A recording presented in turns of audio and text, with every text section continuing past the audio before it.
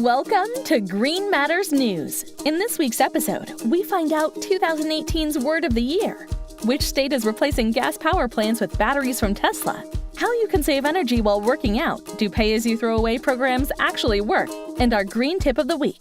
Let's get to it. First up, Collins Dictionary has named single use as the Word of the Year, which encompasses a global movement to kick our addiction to disposable plastic products. The word has seen a fourfold increase since 2013. California just made a historic vote that will continue to help the state move away from fossil fuels. After a 4-1 vote last week, the California Public Utilities Commission approved Pacific Gas and Electric's proposal to replace 3 natural gas power plants with utility-grade lithium-ion batteries from Tesla. Now you can save energy while working out with a new treadmill from Sports Art, which creates electricity from the user's kinetic energy, banking renewable power with each step.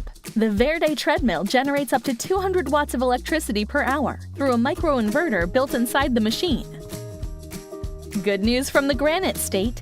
A new study from the University of New Hampshire found that pay-as-you-throw-away trash programs in the state, which charges locals $1 to $2 for their trash bags, significantly reduced trash disposal rates, in some cases by more than 50%. And for our Green Tip of the Week, as an alternative to Black Friday, consider participating in Blue Friday, which takes place on Friday, November 23rd, which encourages people to spend an hour outside picking up trash. All you have to do is grab a pair of gloves and trash bag and clean up a nearby waterway, trail, or street and submit a data card provided on the @UnitedByBlue website. And that's your weekly roundup for all the good things that mattered last week.